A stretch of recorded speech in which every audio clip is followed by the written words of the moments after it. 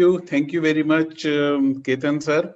Thank you, Dr. Bana Purmat and other the chairperson for the session. I am really indebted to the IYCF group and Dr. Madam K. Elizabeth, Dr. Somasekhar, I can see here, and Dr. Riaz, and everybody, all the office bearers for giving me this uh, really, this is a proud moment for me for giving this opportunity to present my thoughts on my journey in nutrition. So today I'll be dealing on with the, yeah, I have adorned the medal, ma'am, and this is with the this.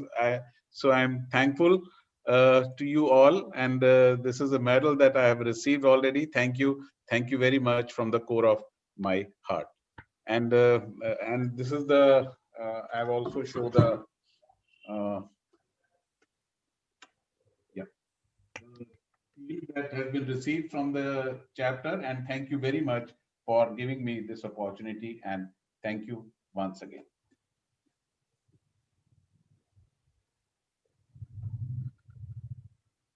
I am happy to see Professor Faridi here.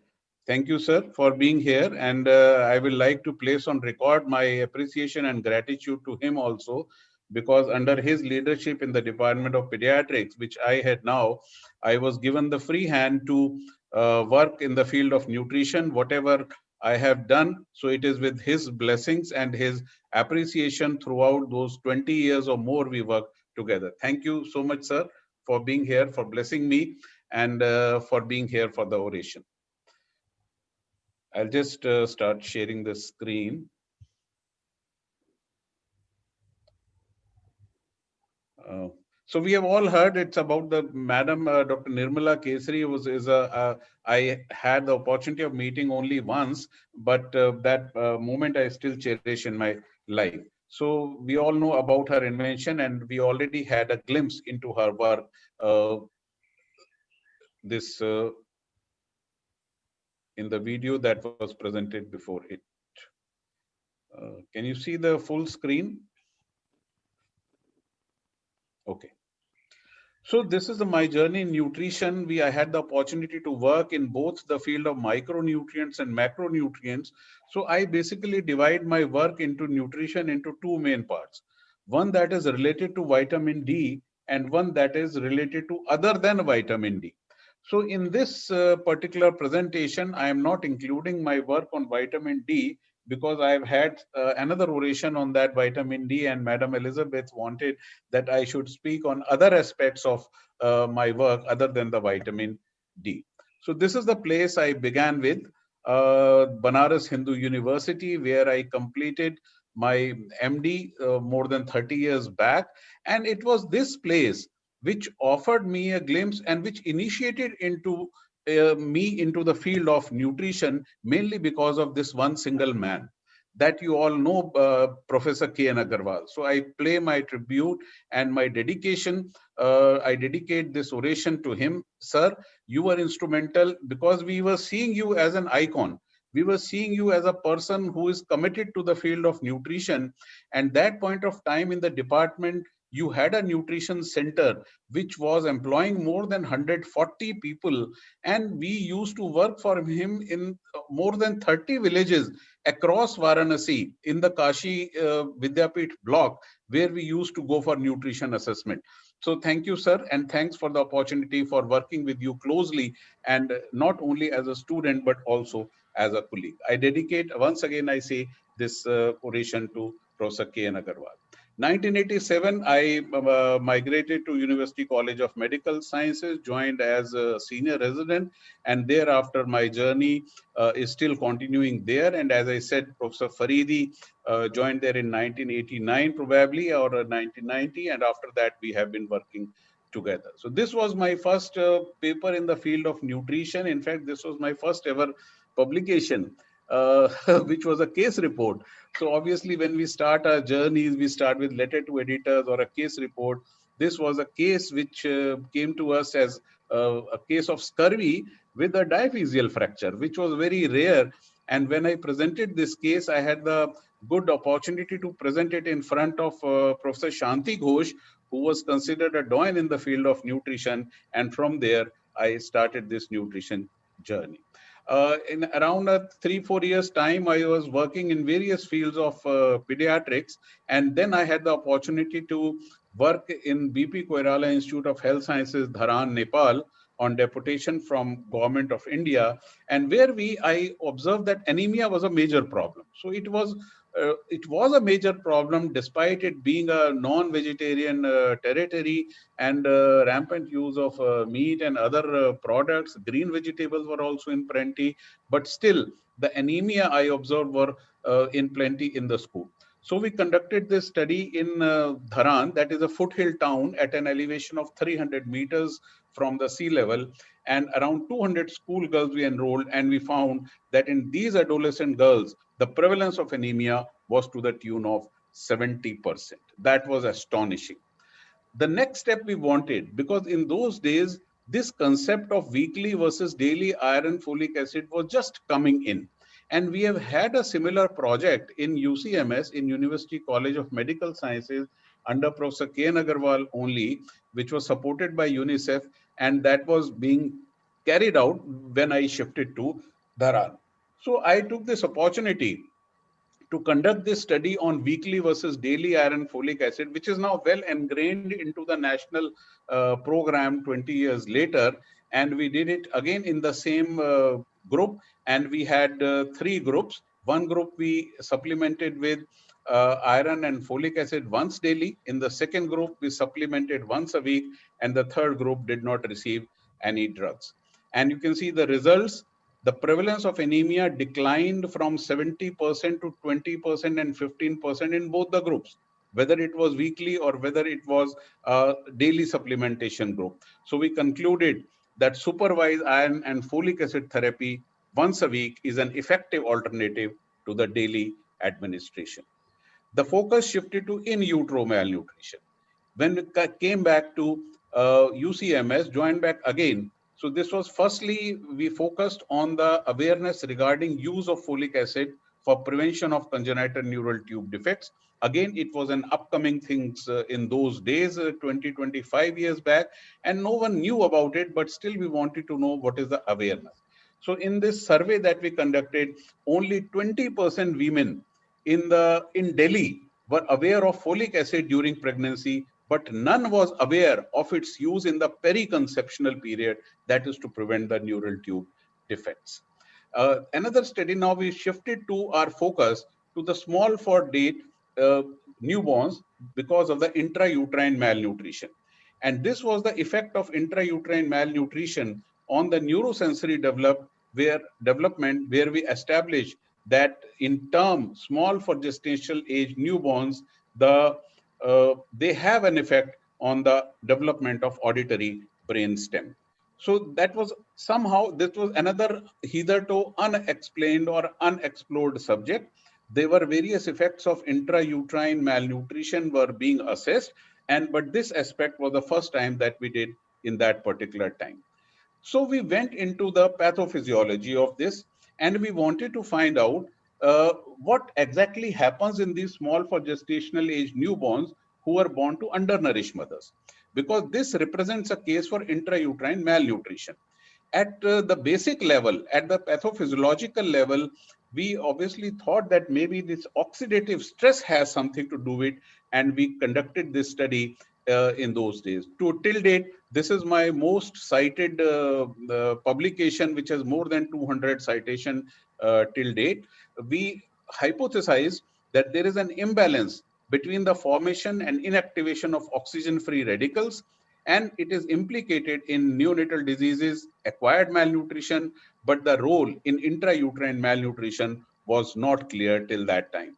So we conducted this study to determine the status of oxidative stress in small for gestational age babies which were born to undernourished mothers.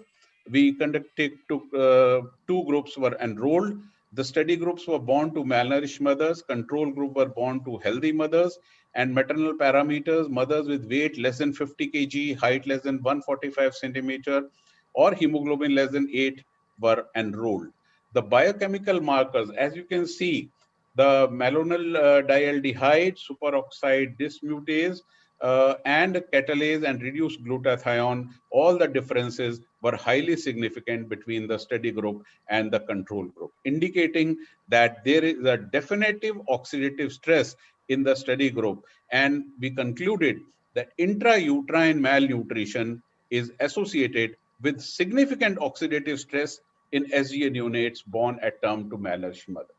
So by that time, we were just speculating whether this is an association that we could prove, but we could not prove a cause and effect relationship. That means whether intrauterine malnutrition causes oxidative stress, or whether there is oxidative stress because of some reason and it results in intrauterine malnutrition. So that was still looming in our mind. So this other research question, which at that time Professor K.N. Agarwal guided us. He asked another question after finish of this work, that is it possible that somehow we ameliorate or stop this oxidative stress and improve the birth size? And how can you stop this oxidative stress? Maybe supplement the pregnant mother with some antioxidants. And antioxidants, the best thing was that supplement with micronutrients that serve as antioxidants. By that time, there was another study which was known as a Pune maternal nutritional study, which people who are doing work in this area remember that it was shown in Pune that the segment of mothers who were provided more fruit and vegetables, their birth size of their babies were larger. So here we were not aiming to provide fruit and vegetable in the normal form, but provide probably a multi-micronutrient supplementation and see the effect of birth size. So this was our publication on this work on this regard on a multi-micronutrient supplementation for undernourished pregnant women and the birth size of their offspring. This is increasing birth size was a priority area. This was the hypothesis that we worked with. I have already told you about. So what we did, we hypothesized that multi-micronutrient supplementation to undernourished pregnant women will increase the birth size of their offspring. It may reduce the incidence of low birth weight and small for gestational age, and maybe it may also lower the early neonatal morbidity. This is the combination of multi-micronutrient of 15 micronutrients that we use in the study, along with a placebo tablet that was only calcium with chocolate flavor and color. So the intervention we started from the late third trimester from 28 weeks, and these tablets were given once daily. Remember, this was studied only in malnourished mothers. We did not take healthy mother, and the drugs were dispensed fortnightly along with folic acid and iron. To start with, we started our cohort with 22,000 antenatal women, and finally 325 were eligible for inclusion, and 200 included. Half of them each received micronutrient and the placebo. The neonatal anthropometry, as you can see, the p-values, the weight, length, mid-arm circumference, and the head circumference. The weight was on the verge, 0.09, but the others were all significantly better in the micronutrient group as compared to the family, to the placebo group. Similarly, the incidence of low birth weight was markedly less. It decreased from 40% in the placebo group to 16% in the micronutrient group, with the odds ratio of 3.3, and highly significant low birth weight incidence was reduced by giving this multi-micronutrient supplement. So this was a pioneer work which concluded that targeted multi-micronutrient supplementation during pregnancy to malnourished women increases the lean body size and decreases the incidence of low birth weight. And after that, there has been a spate of work on this subject. And recently, we also published a meta-analysis and systematic review on this topic to highlight the importance on multi-micronutrient supplementation. The focus, we gradually shifted from antenatal micronutrient to postnatal malnutrition. And the postnatal malnutrition, the first thing that this was a landmark acronym that we made, and it was published in the Lancet, where we coined this term of shielded and best. Shielded refer to those problems which are common in children with malnutrition, where you have to manage the hypoglycemia, hypothermia, infection, septic shock, electrolyte imbalance, dehydration, and deficiencies, other deficiencies. And the best refers to the management of malnutrition, which is stepwise management, stating the beginning of feeding, energy-dense feeding, stimulation, and transfer. And later on, these steps only formulated the 10 points approach of WHO, which and they incorporated our acronym of the child needs to be shielded from these problems, and the child needs to have best practices for managing these problems. And subsequently, we had a national workshop on development of guidelines for effective home-based care and treatment of children suffering from severe acute malnutrition. And this was the first of its kind guidelines in India, and it concluded and made recommendation on strategies for management of severely acute malnourished children in India. And also, those were the days when this term SAM was just beginning to come in, severe acute malnutrition. And we were in a phase of transition from PEM to SAM. And so SAM was a buzzword and a new word because the focus was on survival. So categorizing SAM children, complication, uncomplicated, the appetite test, all these things we discussed and were recommended in this national workshop, the proceedings of which were published in Indian Pediatrics in 2006. This work we conducted between 2007 and 2008 and finally published in Indian Pediatrics was about the home-based rehabilitation of severely malnourished children. Because we realized that there were so much of severely malnourished children in the country that it was not possible to treat them keeping in mind whatever is the bed strength available in the country. So can we make a home-based rehabilitation? Can we do this especially in our setting where the bed availability is limited? So this work we concluded on 34 children which were severely malnourished, and we rehabilitated them at home, and where the initial assessment was done at the hospital. So you can see the results. The calorie intake increased, the protein intake also increased significantly. The weight gain, however, during the hospital stay, which was approximately 10 gram per kg per day, but during home-based follow-up, the weight gain was only 3 gram per kg per day. So only 3 children, that is only 10%, had weight gain of more than 5 gram per kg per day by the end of 16 weeks. So this was a study which highlighted, again, the same results are being shown. So this study highlighted that home-based management using home-prepared food and hospital-based follow-up is associated with suboptimal and slower recovery. And that paved the way for establishing of NRCs, that is a Nutritional Rehabilitation Center. So it was observed and it was documented that it is important that the child remains in a facility and gets the management, a supervised management, a home-based management with home-prepared food may not be adequate enough in management of severe acute malnourished children. The focus again, when we shifted to SAM, the focus also shifted to mid-arm circumference, because previously the focus was only for all the classifications were using weight for age classification, height for age, or weight for height classifications for severe malnutrition. But mid-arm upper arm circumference less than 11 centimeter for diagnosing SAM was emerging as a major area. So we wanted to find out whether this can be used for predicting inpatient deaths in children under 5 years of age. This was again a diagnostic test accuracy studies conducted on more than 1,500 children between 6 months to 5 years, and mid upper arm circumference was taken as index test compared with weight for height Z score based on the WHO growth standard. And we concluded that mid upper arm circumference less than 11 centimeter, 5, this was the cutoff that we determined, is a better predictor of mortality in hospitalized under 5 children. So it is important that these children at admission, at hospitalization, whosoever has a MUAC of less than 11.5 centimeter, these are the children who are at highest risk of death, and they have to be given more attention regularly. then we had in other studies, we were doing studies on zinc also in management of diarrhea.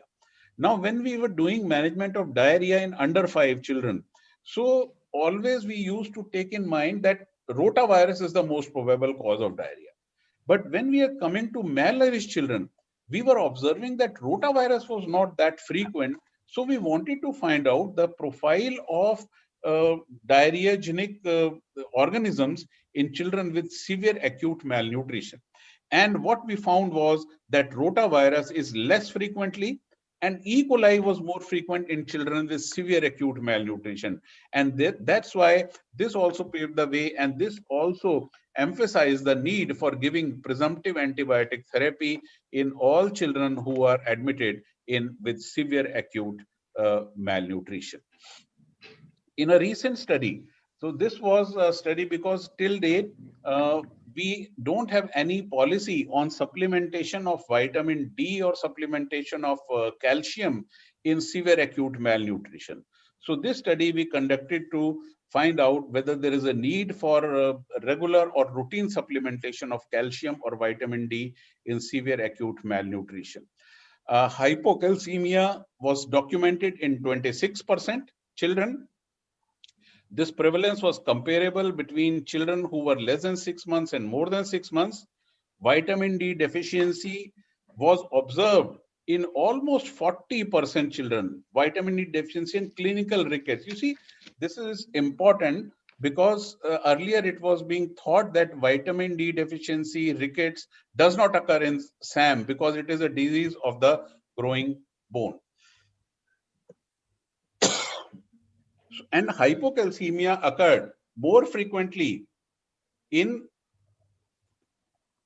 children, in severely malnourished children who were having clinical rickets or abdominal distension or sepsis. So we concluded that rickets and hypocalcemia are common in children with SAM. Routine supplementation of vitamin D may be considered for severely malnourished children, maybe in a higher dose, and calcium should also be empirically prescribed to these children who are having clinical rickets, abdominal distension, and any infection, evidence of any infection. We did several workshops with Professor Praveen Kumar, who runs a center in collaboration with UNICEF at Delhi. And this book we published around 4 years back was a culmination of these workshops. And this is a very useful treatise for especially for the postgraduate students and practicing pediatrician in the field of severe malnutrition. I thank Dr. Praveen Kumar, who is the current secretary of the Pediatric Adolescent Nutrition Society, to give me the opportunity to write this book with him. The ongoing research area in severe acute malnutrition, what we are doing and what we are researching at present. The focus, we have now shifted a little bit to the molecular basis. Molecular basis means we are primarily now focusing on mitochondrial dysfunction and premature aging in the field of severe acute malnutrition. Now, remind you, these have never been, these studies are not available, and this is the first of its kind work that we are doing. And because the mitochondrial, again, they are the powerhouse of the body, we all know, and the oxidative stress is closely related to mitochondrial dysfunction. And in turn, mitochondrial dysfunction is related with mutation, and they result in premature aging. And so so we just want to know what happens to these children in their telomere length, severely acute malnourished children once they recover. So are they predisposed to premature aging, or whatever happens? We are still in the process of conducting these studies. I hope that within a year or two, we will have the results and I may come back to you. Going to the other side of the fulcrum. Now, this was about now we shifted our emphasis on the obesity or the overweight side. And when we saw that the children are eating unhealthy foods, and food advertising had a major role to play with it. So one of the MBBS students at our place wanted to do this study, and we facilitated him in finding out uh, how the food advertising was affecting the content of the food for the young children on television. So for this, we conducted this study. We hypothesized that food related advertisements on television may have a major role on the dietary habits and obesity among young adolescents. And the objective was that to evaluate the frequency and type of food advertisement on most popular television channels which were watched by school going children. So this was a biphasic study. In the first phase, we identified the three television channels which were most frequently watched by school going children. And in the second phase, we actually watched these channels for 2 hours a day for 6 days each. And we observed the contents of advertisements related to foods, beverages, and food outlets. Overall, we viewed more than 400 food advertisements over three channels, which were most commonly watched by children, such as Discovery, MTV, and Disney channels.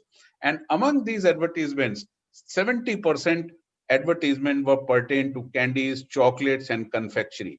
See, the advertisement appear like this: no one can stop at eating one.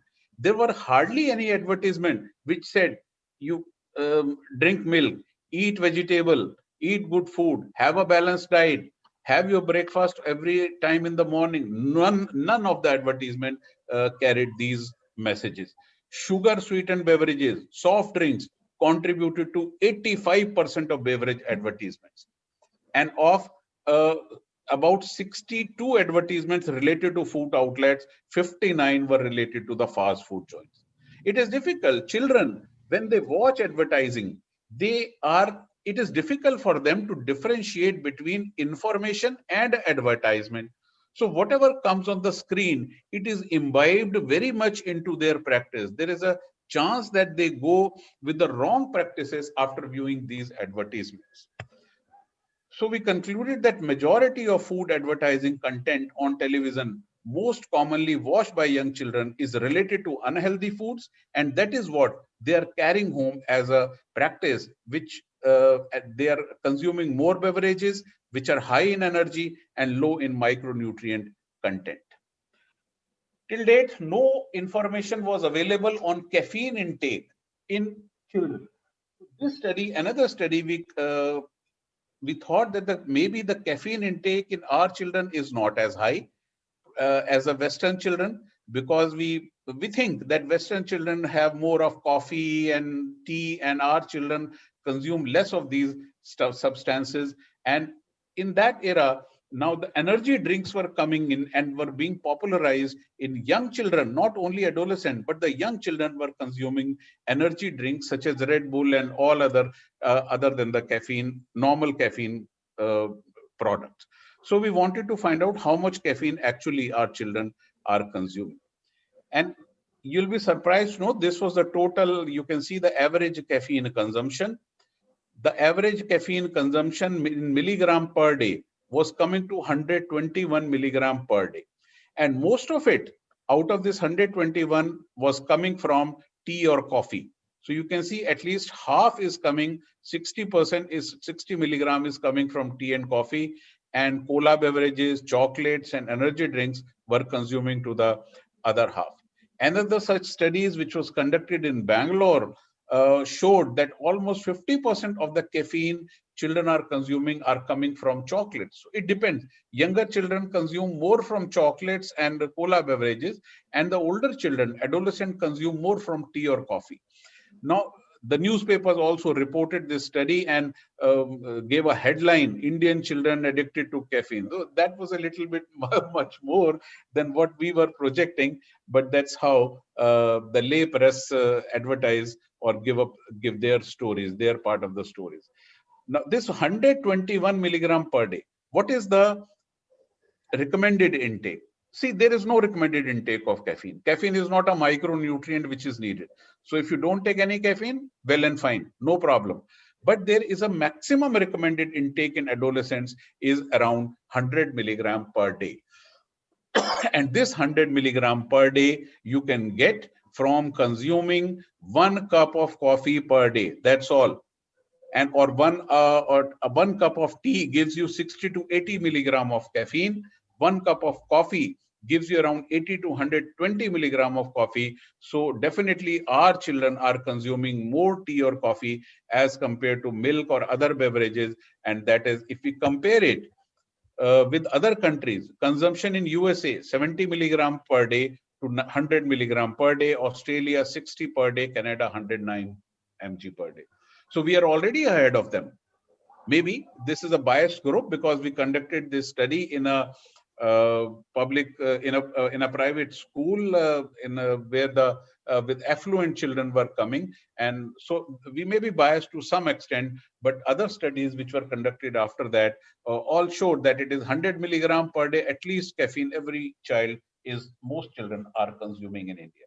So these were the concerns on fast food and caffeine which prompted us to go in for a recommendation from the side of Indian Academy of Pediatrics. So with the help of Dr. Elizabeth is here, Dr. Christine is here, and with so many experts, we did this consultation under the banner of Pediatric and Adolescent Nutrition Society and coined a new term that is known as the junks foods. Junks, starting stating for junk, that means foods which are high in fat, salt, and sugar, also known as HFSS foods. U standing for ultra processed foods, which come under the NOVA classification group 4 of food classification. Nutritionally inappropriate. C for caffeinated, carbonated, colored, and S for sugar sweetened beverages. With this, we published these recommendations in Indian Pediatrics as IAP guidelines on fast and junk food, sugar sweetened beverages, and energy drinks. This exercise was primarily uh, aimed, the ultimate goal is to reduce the burden of NCD, the non-communicable diseases, which are occurring because of obesity, hypertension, and other food-related disorders, which are occurring because of the intake of this junk food. So this this was again, this has got, I'm happy that this has been noted by the lay press. This has been noted by the government also. Subsequent to this, the government increased the taxes on caffeine related products. Subsequent to this, an higher court order was also passed, which prohibits sale of junk food near the school vicinity. Now the order has been is there, but whether this is being implemented or not is another issue at all. So the next step is now that we have to make the children, parents, teachers, and the school authorities aware of these guidelines and help them implement it. Just to apprise you of this results of the double burden of malnutrition. We have talked about malnutrition. We have talked about obesity. Now, there is a double burden of malnutrition, which is again occurring because of stunting and overweight. You can see the maximum double burden here is in less than 5 years of children. Children who are stunted and who are obese. So these children are at a maximum risk of getting a lifestyle related disease or the diseases related to non-communicable diseases such as diabetes, hypertension, and in further age group, maybe the stroke or the coronary diseases. The double burden is present in children between age 5 to 9 years as well and 10 to 19 years of though it is decreased in the subsequent age, but this double burden and these problems are the most frequent in all the age groups across childhood as observed by the Comprehensive National Nutrition Survey 2016 to 2018. The challenges and the facts which came forward from this Comprehensive National Nutrition Survey, and this is just stated that the rate of breastfeeding in the first hour has doubled, but still not satisfactory. This is as compared to the NFHS 3. So last 15 years story. The rate of timely complementary feeding has not changed over the years. I think we as a chapter, especially the IYCF chapter, has a major role in playing in this improving the rate of introducing the timely complementary feeding. Only 6 to 8% are accepting minimal acceptable diet, which is not acceptable at all. So need to have a program regarding to that. Stunting and wasting are still high. Overweight is increasing. The prevalence of overweight around 5%, the prevalence of obesity around 2% is still remaining the same and is not changing. And prevalence of iron deficiency, anemia is still unacceptably high. The agenda for the next year, especially when I be on the helm of the affairs in the Indian Academy of Pediatrics, is my aim is to bring nutrition to the forefront. I'm happy to announce that morning I had a oration on early childhood development, and we are coming up with a early childhood development as a flagship program for the next year with a budget of almost 4 to 5 crores. It will be also supported by WHO and other agencies. And nutrition is a major component of early childhood development. There are 5 components of intervention in early childhood development, wherein nutrition is one of the major component that will come across and cutting across the chapter line, cutting across the subject and super specialty line. Nutrition will remain at the forefront, whether it is the child development or whether it is the child nutrition or growth. It is equally important, and to lay stress on prenatal and postnatal nutrition. Other than in the early childhood development, 0 to 3 years, the focus will be mainly on severe acute malnutrition, anemia, and obesity. We already have uh, uh, embarked on a project on parental guidelines. Let me tell you that this is a ambitious project of IAP of releasing 101 parental guidelines on all the topics. And of these, more than 10 or 12 guidelines are related to nutrition. And all the experts, I'm sure many of you are already working on these guidelines, and we will have these guidelines available in all 15 Indian languages across the country to all pediatrician and parents in the next year of during my presidency. I also plan that I just dream of it, that there need to be an Indian journal in nutrition. Though we have started an Indian Journal of Case Report from January, but this will be the next on agenda. And I'm any one of you who is interested in taking it up further, I think we can discuss it and pave the way. This is just in dreams. I wake up in the night thinking of that. Yes, we need to have a journal, specifically Indian Journal on nutrition. And then is the weightage in the UG and PG curriculum. We know that the new competency-based curriculum has come up, which was envisaged by MCI and now is being taken over by NMC. And the emphasis is there, but we need to have more as compared, because nutrition is the key thing on which the entire the building of pediatrics or the childhood adolescent is based on. Not only childhood adolescent, the country's future, the country's workforce depends on how many children or how many of its population is stunted, or how many population is doing it or going to the complete work potential. So it is important that our training is also adequate to refer to these areas. Uh, to recapitulate the role of IAP, to effectively popularize all the guidelines, especially the junk guidelines, we have included it in the 2021 IAP action plan. Every branch will be conducting and taking forward these junk guidelines to all the uh, branches in the country. We hope to have some essay debate competition in the school. And like you must be remembering, we had a very good program on Mission Uday in the past. And we hope to carry this program, rename the program as Mission School Uday. And under Mission School Uday, the two major things that we will be touching for school children, the number one will be the nutrition, and second will be the screen time. So nutrition will get a 50% of the share under this program of Mission School Uday, which we will be taking across the whole country.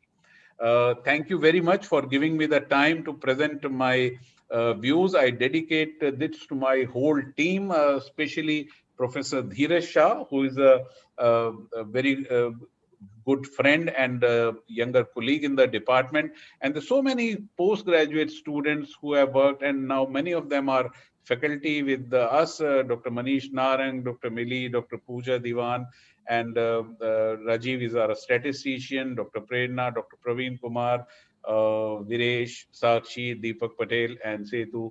And this is Dr. Binay Shah, who did that pioneering work in Nepal, and he is now US and runs an NGO there. It would not have been possible without you all and many more whose photographs I could not uh, get. And the final thank you is never complete without the photo of this man, Professor H.P.S. Sachdev, who after Professor K.N. Agarwal guided me into nutrition and was a role model from the very beginning. But when I landed up in Delhi and I met Dr. Sachdev, so his knowledge of nutrition, his passion for nutrition, and he is still working, though now he is working at an international level, but we are still learning from him and for every problem. And he's now the advisor to Niti Aayog on nutrition. And so it's a pleasure, sir, working with you and learning from you. Thank you once again for giving me this opportunity to share some of my work with the delegates here in this conference. And I stop my lecture here. Thank you. Thank you very much.